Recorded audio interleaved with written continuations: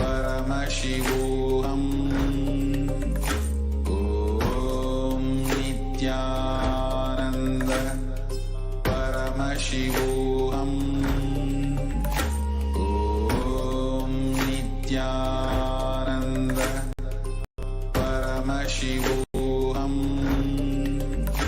Om Nityananda Paramashivoham. Om Nityananda Paramashivoham. Om Nityananda Paramashivoham. Om Nityananda Paramashivoham. Om Nityananda Paramashivoham. Om Nityananda Paramashivoham. Om Nityananda Paramashivoham. Om Nityananda Paramashivoham. Om Nityananda Paramashivoham.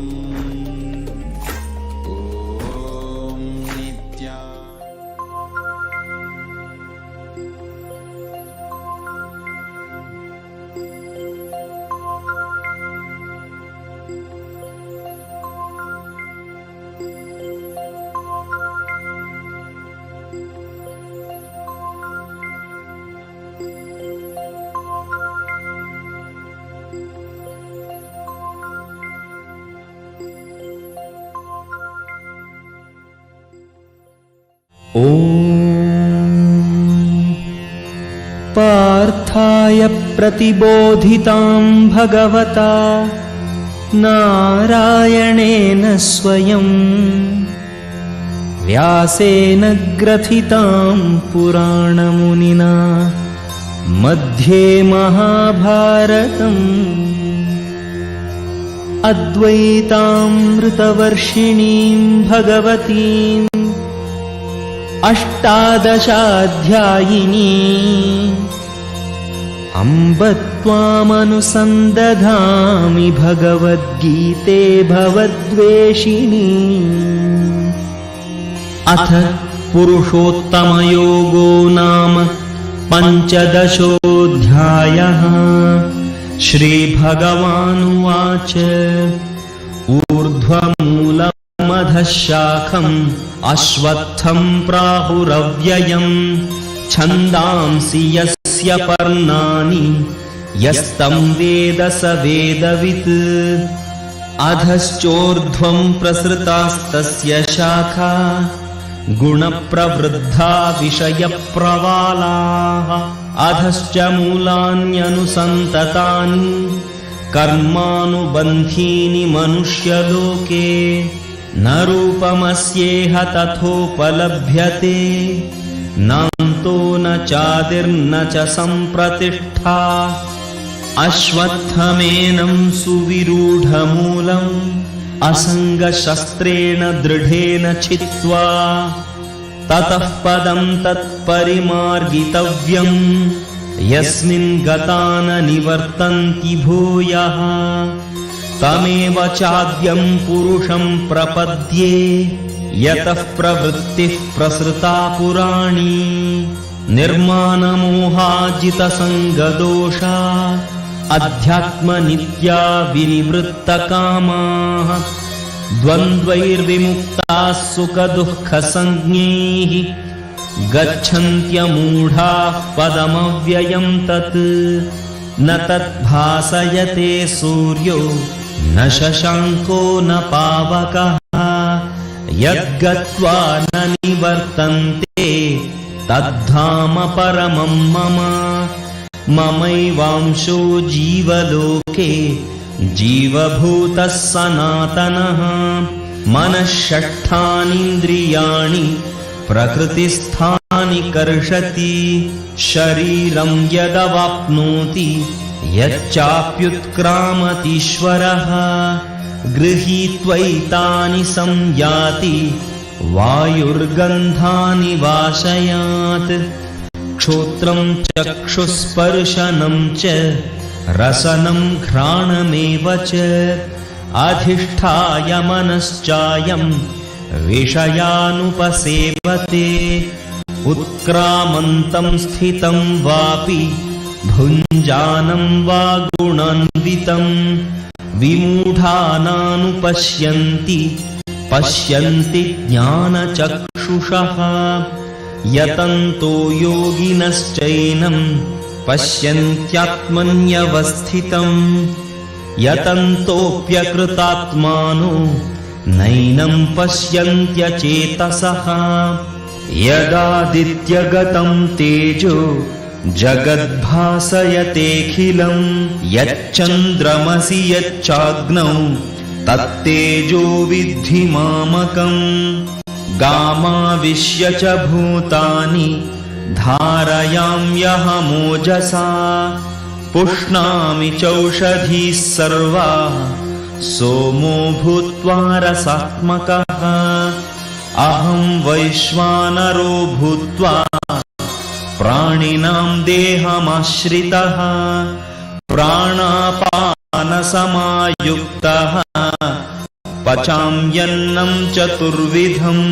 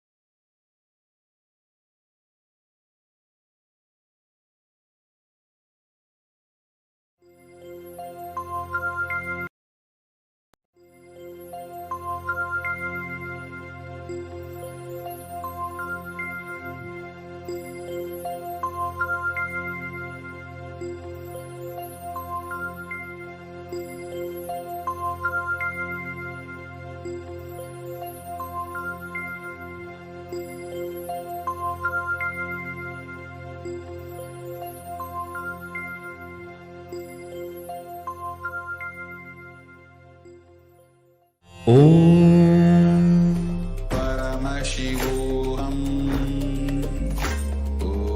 ॐ नित्यानन्द परमशिवोऽहम् ॐ नित्यानन्द परमशिवोऽहम् ॐ नित्यानन्द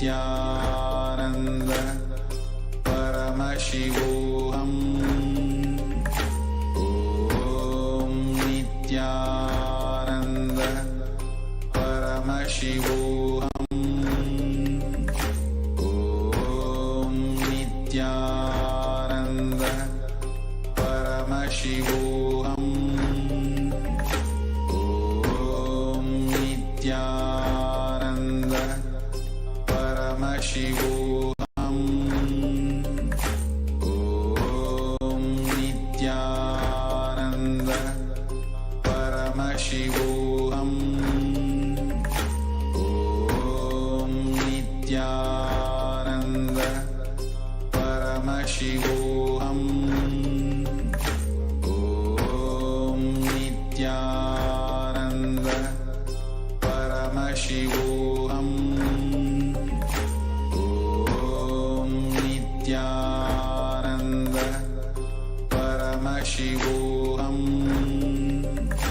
ॐ नित्यानन्द परमशिवोऽहम् ॐ नित्यानन्द परमशिवोऽहम् ॐ नित्यानन्द परमशिवोऽहम् ॐ नित्यानन्द परमशिवोऽहम् ॐ नित्यानन्द परमशिवोऽहम् ॐ नित्यानन्द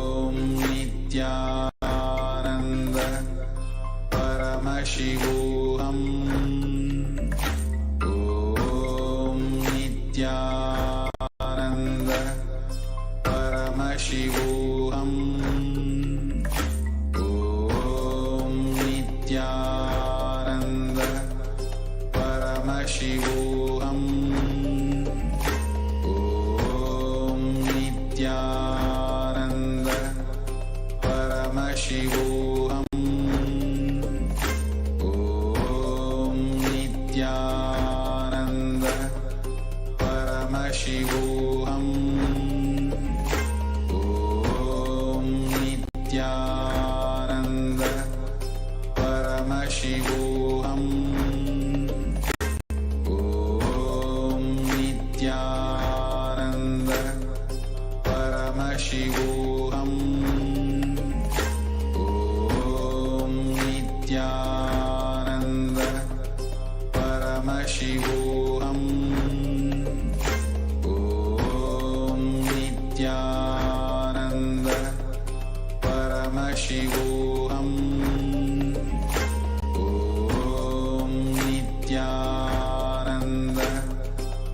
परमशिवोऽहम्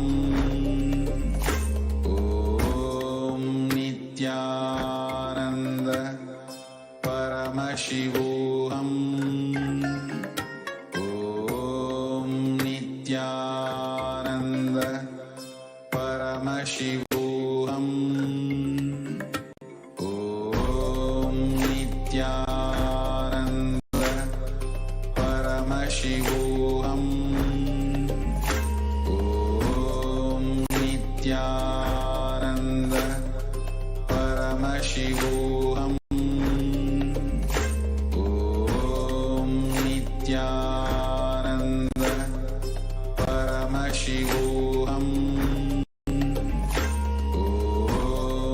नित्यानन्द परमशिवोऽहम्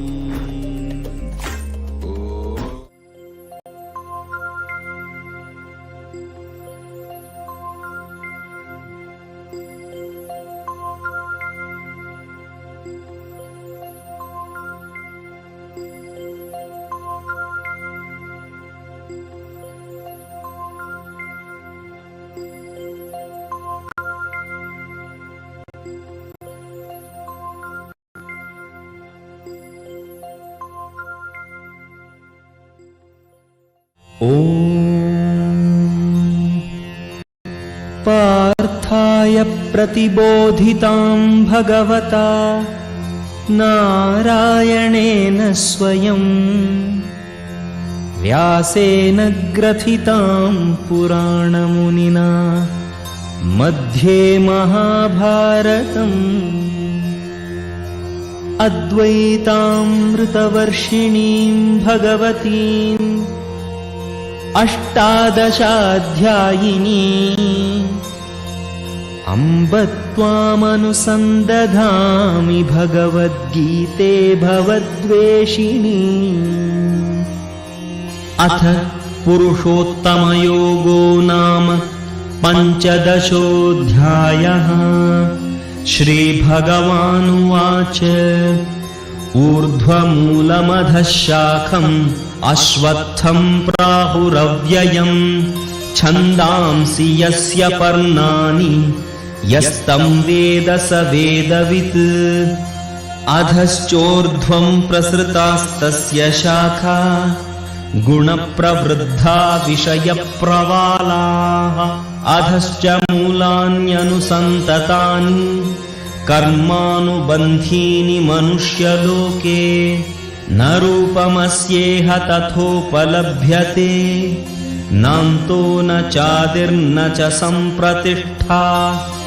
अश्वत्थमेनं सुविरूढमूलम् असङ्गशस्त्रेण दृढेन छित्त्वा ततः पदं तत्परिमार्गितव्यम् यस्मिन् गता न निवर्तन्ति भूयः। तमेव चाद्यं पुरुषं प्रपद्ये यतः प्रवृत्तिः प्रसृता पुराणी।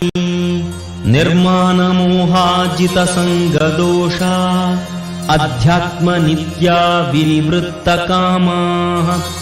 द्वन्द्वैर्विमुक्ताः सुखदुःखसञ्ज्ञैः गच्छन्त्यमूढाः पदमव्ययं तत् न तद्भासयते सूर्यो न शशाङ्को न पावकः यद्गत्वा न निवर्तन्ते तद्धाम परमं मम ममैवांशो जीवलोके जीवभूतः सनातनः मनःषट्ठानीन्द्रियाणि प्रकृतिस्थानि कर्षति शरीरं यदवाप्नोति यच्चाप्युत्क्रामतीश्वरः गृहीत्वैतानि संयाति वायुर्गन्धानि वाशयात् क्षोत्रं चक्षुस्पर्शनं च रसनं घ्राणमेव च अधिष्ठाय मनश्चायं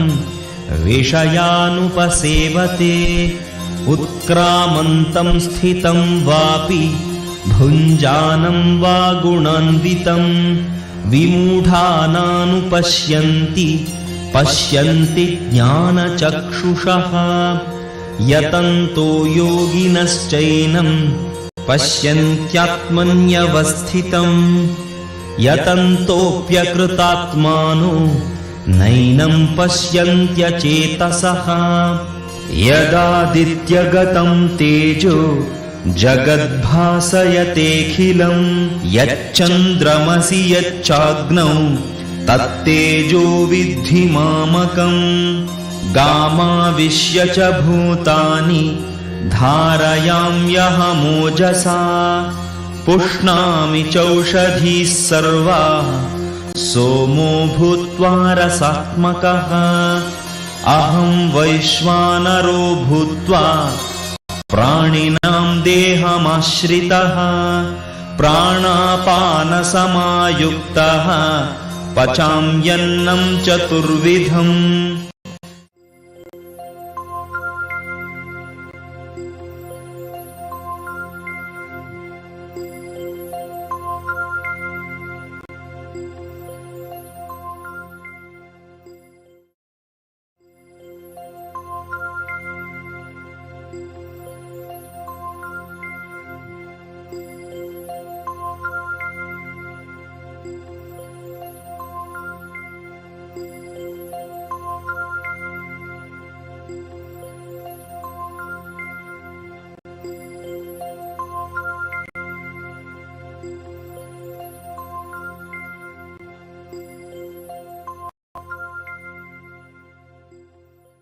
ॐ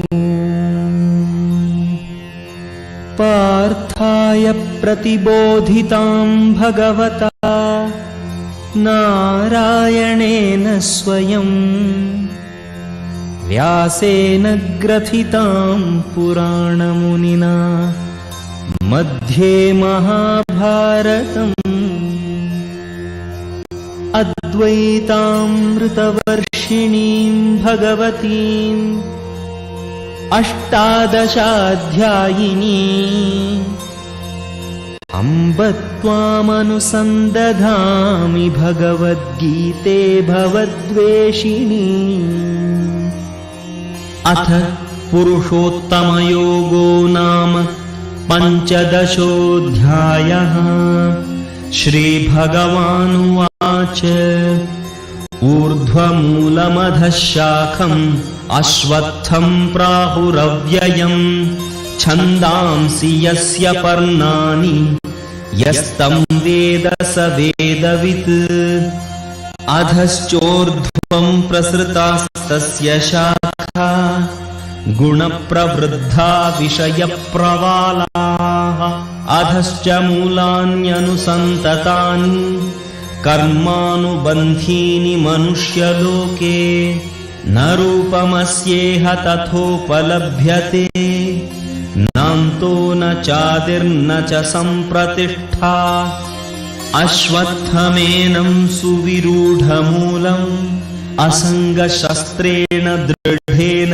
छित्त्वा ततः पदं तत्परिमार्गितव्यम् यस्मिन् गता न निवर्तन्ति भूयः तमेव चाद्यं पुरुषं प्रपद्ये यतः प्रवृत्तिः प्रसृता पुराणी निर्मानमोहाजितसङ्गदोषा अध्यात्मनित्या विनिवृत्तकामाः द्वन्द्वैर्विमुक्ताः सुखदुःखसञ्ज्ञैः गच्छन्त्यमूढाः पदमव्ययं तत् न तद्भासयते सूर्यो न शशाङ्को न पावकः यद्गत्वा न निवर्तन्ते तद्धाम परमं मम ममैवांशो जीवलोके जीवभूतः सनातनः मनःषट्ठानीन्द्रियाणि प्रकृतिस्थानि कर्षति शरीरं यदवाप्नोति यच्चाप्युत्क्रामतीश्वरः गृहीत्वैतानि संयाति वायुर्गन्धानि वाशयात् क्षोत्रं चक्षुस्पर्शनं च रसनं घ्राणमेव च अधिष्ठाय मनश्चायं विषयानुपसेवते उत्क्रामन्तं स्थितं वापि भुञ्जानं वा गुणान्वितं विमूढानानुपश्यन्ति पश्यन्ति ज्ञानचक्षुषः यतन्तो योगिनश्चैनं पश्यन्त्यात्मन्यवस्थितं यतन्तोऽप्यकृतात्मानो नैनं पश्यन्त्यचेतसः यदादित्यगतं तेजो जगद्भासयतेऽखिलं यच्चन्द्रमसि यच्चाग्नौ तत्तेजो विद्धि मामकम् गामाविश्य च भूतानि धारयाम्यहमोजसा पुष्णामि चौषधीः सर्वाः सोमो भूत्वा रसात्मकः अहं वैश्वानरो भूत्वा प्राणिनां देहमाश्रितः प्राणापानसमायुक्तः पचाम्यन्नं चतुर्विधम्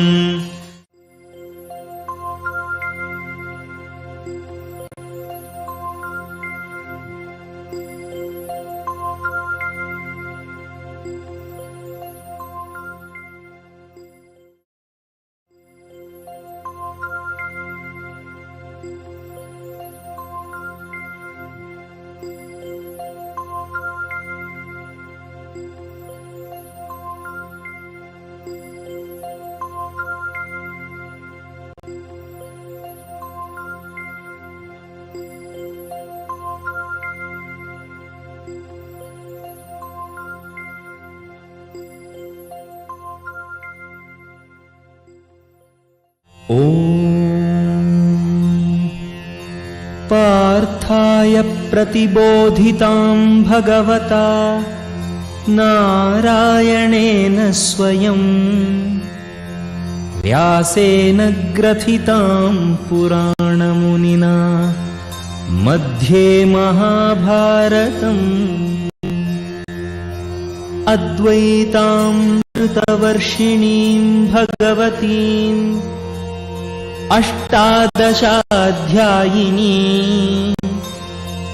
अम्ब त्वामनुसन्दधामि भगवद्गीते भवद्वेषिणी अथ पुरुषोत्तमयोगो नाम पञ्चदशोऽध्यायः श्रीभगवानुवाच ऊर्ध्वमूलमधः शाखम् अश्वत्थं प्राहुरव्ययम् छन्दांसि यस्य पर्णानि यस्तं वेद स वेदवित् अधश्चोर्ध्वं प्रसृतास्तस्य शाखा गुणप्रवृद्धा विषयप्रवालाः अधश्च मूलान्यनुसन्ततानि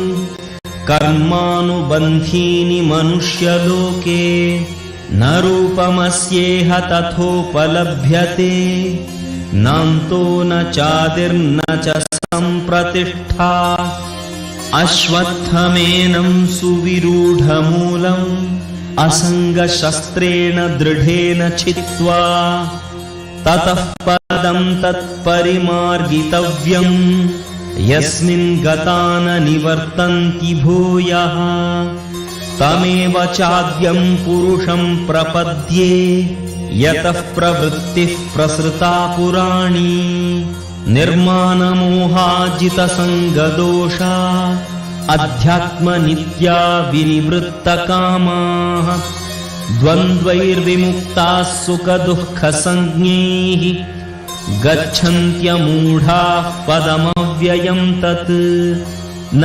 तद्भासयते सूर्यो न शशाङ्को न पावकः यद्गत्वा न निवर्तन्ते तद्धाम परमं मम ममैवांशो जीवलोके जीवभूतः सनातनः मनः षट्ठानीन्द्रियाणि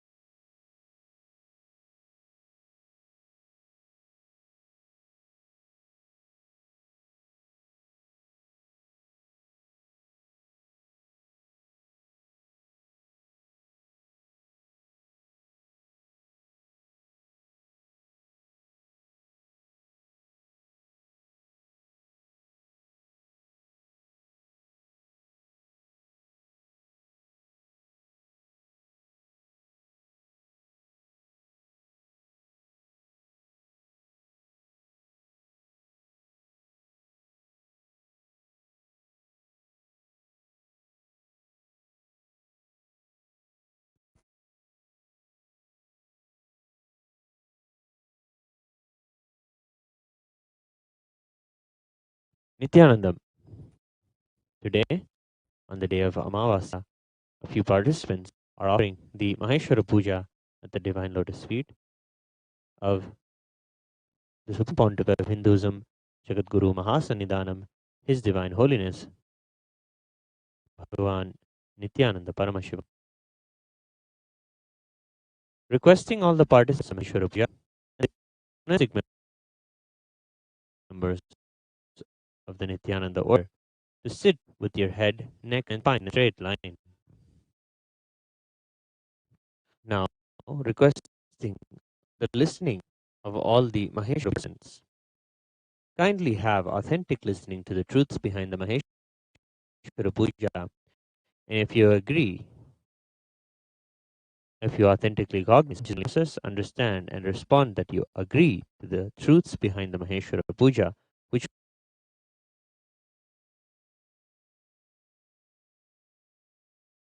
will be told now. If you agree, please say yes loudly and which is internally process, understand, and declare the truth that cosmic energy exists. Yes, I authentically cognize, which is internally process, understand, and declare the truth that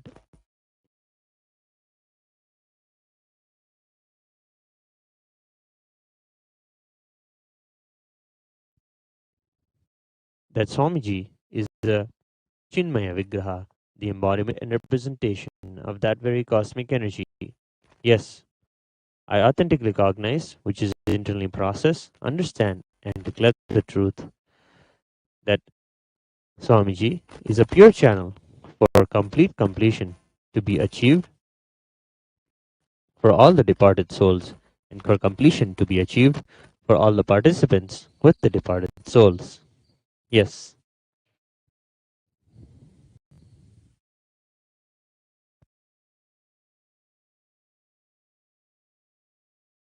I authentically cognize, which is internally process, understand, and declare the truth that during the Maheshwara Puja, all the monastic members of the Nityananda order become a pure channel for complete completion to be achieved for all the departed souls, and for completion to be achieved for all the participants with the departed souls. Yes, I authentically cognize, which is internally process, understand, and declare the truth that offering the Maheshwara Puja will bestow complete completion for all the departed souls whose photo or horoscope is mentioned here, and completion will be bestowed on all the Maheshwara Puja participants with the departed souls for whom they are offering Maheshwara Puja today. Yes. Let us now begin the rituals for the Maheshwara Puja.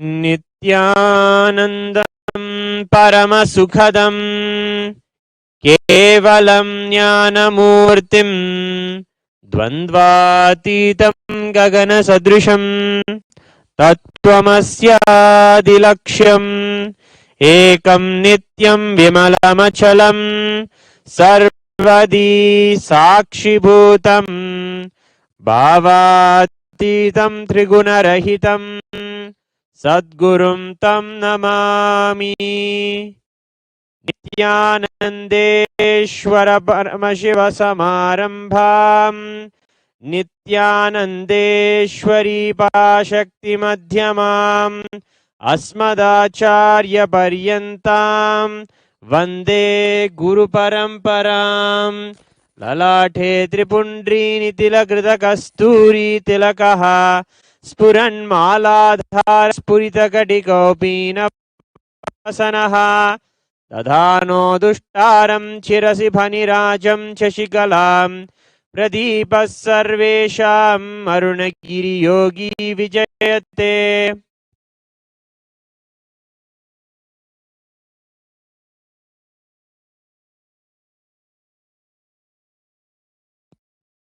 ममोपात्त samosa दुरितक्षयद्वारा भगवच्छ्री Paramshiva प्रीत्यर्थम् अद्य पूर्वोक्त एवं गुण विशेषेण विशिष्टयाम् अस्यां शुभतिथौ पटेल नामधेयस्य नीलेश पटेल नामधेयस्य चेतना पटेल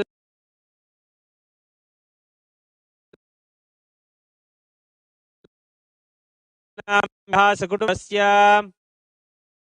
नविता वशिष्ठ नाम याः सुदेश वशिष्ठ नाम यस्य नीरा वशिष्ठ नाम यस्य विनीता वशिष्ठ नामधेयस्य राजीव वशिष्ठ नामधेयस्य ऋतु वशिष्ठ नामधेयस्य आर्या गुप्ता नामधेयस्य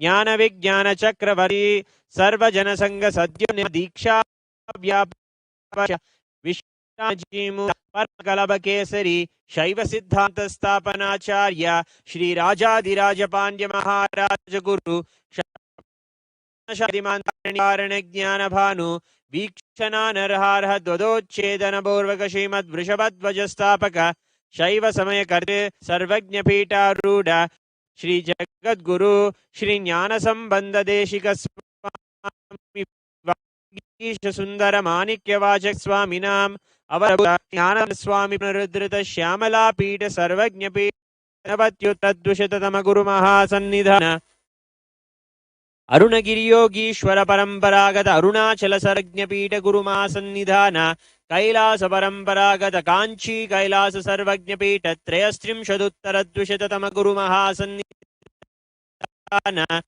नित्योत्सव मंगल नित्य कल्याण नित्य रजितादि कैलास नित्यानंद पीठ